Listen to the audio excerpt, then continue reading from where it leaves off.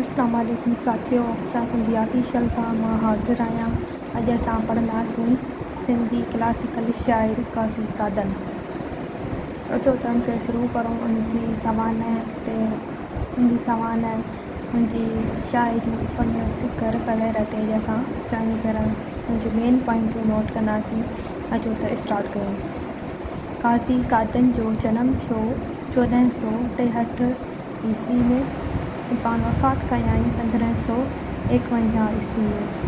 क़ाज़ी कादन जो कलाम सभ खां पहिरियां तहरीरी सूरत में शाह करीम जे कलाम सां गॾु मिलियो आहे।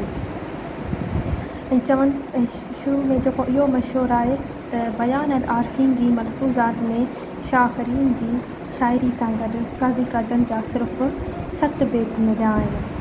ऐं जेको आहे इहो यकीनन न हूंदो, छाकाणि त एॾो अज़ीम शाइर सिंधी जो संदसि माना एॾी शाइरी में जेका आहे फ़न फ़िकुर उनजे लिहाज़ खां जेको बिल्कुलु बि इन ते यकीन नथो करे सघिजे त क़ाज़ी कादन पंहिंजी शाइरी में जेके सिर्फ़ु 7 बेत चया हूंदा, पर हुन वधीक शाइरी बि कई आहे जेका असांखे तहरीरी सूरत में बि मिले थी।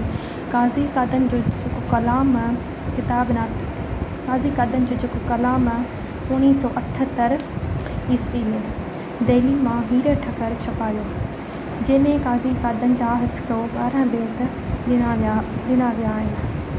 हिन किताब ते पाकिस्तान में 3 तफ़सीली तबसरा थिया। हीरे ठकर जेको किताबु छपायो दिल्ली मां, त उन ते वरी पाकिस्तान में तबसरा थिया। उहे कहिड़ा आलिम आहे: डॉक्टर नबी बख्श ख़ान बलोच, डॉक्टर अब्दुल करीम संदीडो ऐं तनवीर अब्बासी। इन्हनि जेके 3 हुआ, हिननि वरी तबसरा कया हीरे ठकर जे छपायल क़ाज़ी कादन जे कलाम ते। उनखां पोइ सिलसिलो वधीक तहक़ीक़ कंदे डॉक्टर नबी बख्श ख़ान बलोच क़ाज़ी कादन जो कलाम शाया करायो 1999 ईस्वी में। डॉक्टर नबी बख्श ख़ान बलोच 10 माख़ूज़नि जे आधार ते क़ाज़ी कादन जा 135 बेत ज़ाहिर कया आहिनि। हाणे ॾिसो त पहिरीं जेके हीरे ठकर जेको किताबु छपायो, उन में क़ाज़ी कादन जा 112 बेत छुपा ॾिनल आहिनि।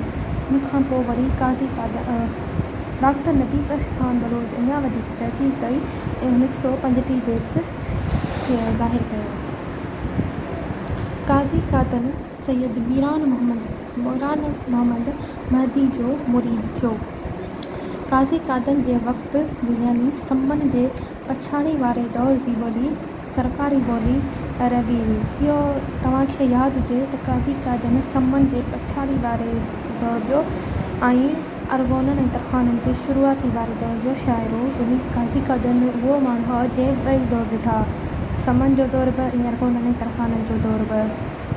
फ़नी लिहाज़ खां क़ाज़ी कादन जो कलाम असांखे मिले थो दोहा, छंद ऐं ॿिया छंद जहिड़ो क सोठा, तनवेरी दोहो ऐं बड़बू दोहो शामिल आहिनि। इहे सभु जेके आहिनि क्लासिकल शाइरी जूं सिन्फ़ूं आहिनि ऐं क़ाज़ी कादन जी शाइरी असांखे इन्हनि सिन्फ़ुनि में मिले थी। दोहो बि मिले थो, बेत बि मिले थो क़ाज़ी कादन जो जेको शाइरी में।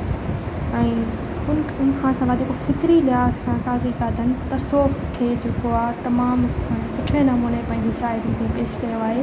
ऐं तसौफ़ जेको आहे तसौफ़ जो जेको आहे न बुनियादी शाइर, उहो बि क़ाज़ी कादन ॾिठो वञे थो। जहिड़ो का संदसि मशहूरु हिकु बेत आहे: जोगी जाॻायो सुतो हुअसि निंड में, तंहिंखां पोइ थियसि परियां संदे पेचरे। क़ाज़ी कादन ते महदवी तहरीक जो नुमायां असरु नज़र अचे थो।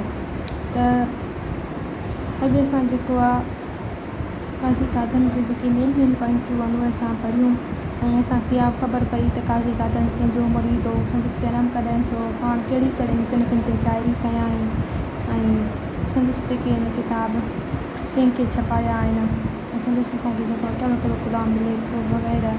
त दोस्तो, अॼु असां क़ाज़ी कादन खे चङी तरह पढ़ियो। उमेदु आहे तव्हांखे ज़रूरु सम्झ में आयो हूंदो। तव्हां पाण बि पढ़ो, ॿियनि सां बि शेयर कयो, मेन पॉइंटूं यादि कयो। इहे ज़रूरु तव्हांखे अॻिते टेस्टुनि में कमु ईंदियूं। ऐं मिलूं था वरी ॿिए लेक्चर में ॿिए के शाइर ते, ॿिए के दौर ते। तेसिताईं अल्लाह हाफ़िज़, पंहिंजो ख़्यालु रखंदा।